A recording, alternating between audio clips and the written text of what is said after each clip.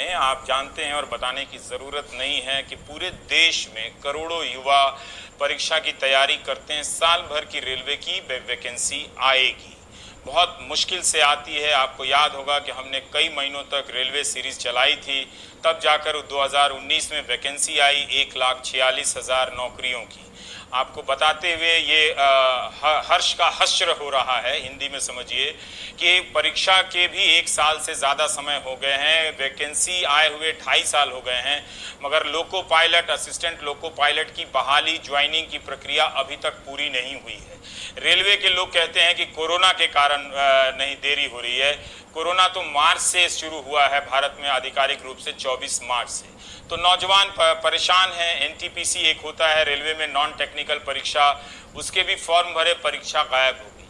अब जब उन नौजवानों को ये बताया जा रहा है, और पहली बार, ये बहुत अच्छी बात है रेलवे की तरफ से कि पहली बार रेलवे ने पारदर्शिता दिखाई है और नई भर्तियों पर प्रतिबंध लगा दिया है। और इस साल Indian railway medical services, Indian railway personal services में कोई भर्ती नहीं होगी। ये ज़रूर कहा गया है कि जो पहले भर्तियां निकली हैं उन पर असर नहीं पड़ेगा, लेकिन उनकी वैकेंसी ही पूरी नहीं हो रही है, ज्वाइनिंग ही नहीं हो रही है।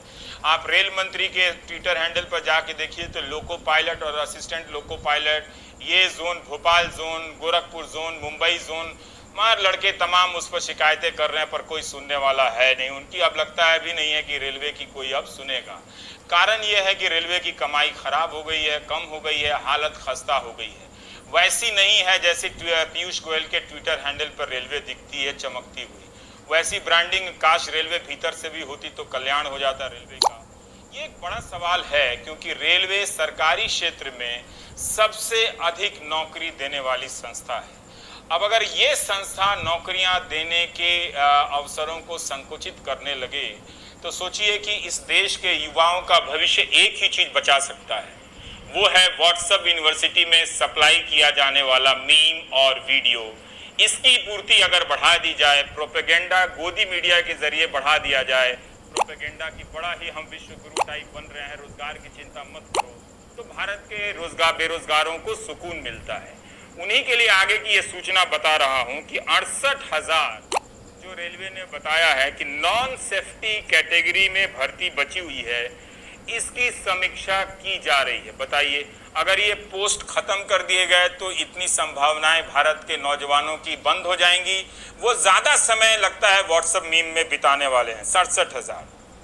फिर 2 साल में जितने भी पदों का सृजन किया गया है उनकी समीक्षा हो, ये नए आदेश दिए गए हैं।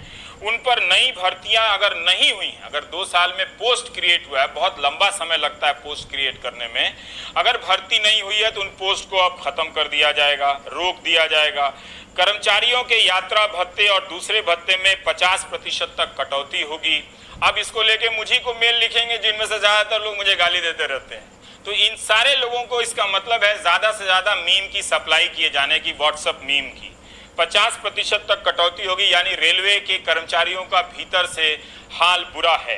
आउटसोर्सिंग स्टाफ में कटौती की जाएगी। अब देखिए, ज्यादातर अब नौकरियां रेलवे में जो हैं वो आउटसोर्सिंग के जरिए हैं। अगर इनकी कटौती की जाने लगी तो किस मात्रा में रेलवे बेरोजगार पैदा करेगी ये हम कभी नहीं जान पाएंगे, क्योंकि हमारे यहाँ कितने बेरोजगार हुए ये बताने की आधिकारिक व्यवस्था नहीं है। लेकिन बहुत सारी चीजें भारत में पॉजिटिव हैं, वो जानकर खुश रहने की जरूरत है। ये भी कहा गया है कि किसी फाइल को भेजने के लिए स्टाफ के साथ मत भेजिए, ऑनलाइन भेजिए, ताकि वो भी खर्चा बच जाए और यानी स्टाफ बच जाए, स्टाफ की जरूरत ना हो, उसे चलता किया जा सके। और फर्नीचर, अतिरिक्त गाड़ियां, कंप्यूटर, प्रिंटर की खरीद ना हो। उद्घाटन कार्यक्रम ऑनलाइन करें ताकि खर्चा बचे। मनोरंजन, प्रचार, यात्रा, बैंकों को यात्रा जो है वो सब कम किया जाए, यानी प्रचार वगैरह पर विज्ञापन कम दिया जाए। इसका थोड़ा बुरा असर अखबारों पर ही पड़ जाता है, मीडिया का। टीवी में तो रेलवे का विज्ञापन कम ही आता है, तो अखबार वाले वैसे ही उनकी नौकरियां जा रही हैं पत्रकारों की, तो बहुत बुरा है। लेकिन प्रोपेगेंडा के कई तरह के तस्वीरें रोजाना लॉन्च हो रही हैं, तो आप मानसिक रूप से आप कभी खाली नहीं रहेंगे, आपको एकदम पौष्टिक ऊर्जा दी जाती रहेगी। और ये सुनिए रेलवे ने क्यों और क्या कहा इन कारणों के पीछे। हमारे पास जो वैकेंसी जो है अभी सेफ्टी कैटेगरी में है 1,53,000 और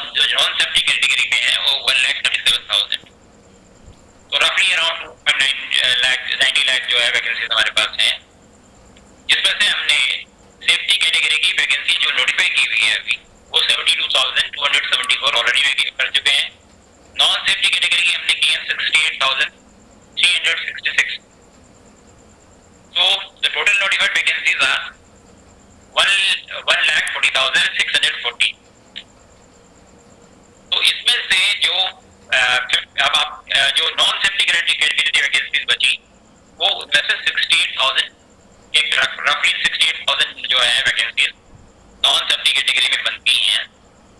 उनमें से जो आप लोगों के संज्ञान में कहा है कि हम लोगों ने अभी कहा है कि रेलवेज को कि आप अपनी सेफ्टी कैटेगरीज की वैकेंसीज एज इट इज आप भरिए। जो नॉन सेफ्टी कैटेगरीज की वैकेंसी है उनको आप रिव्यू करिए। अब ये बेरोजगार पूछेंगे कि विपक्ष कहाँ है, विपक्ष ट्वीट कर रहा है, वो उठा रहा है, लेकिन यही बेरोजगार विपक्ष को कौन पूछता है। तो बेरोजगारी का एक मुद्दा भारत में राजनीतिक रूप से समाप्त हो गया है। वैसे कई राज्यों में है गंभीरता के साथ, लेकिन राजनीतिक रूप से समाप्त हो गया है।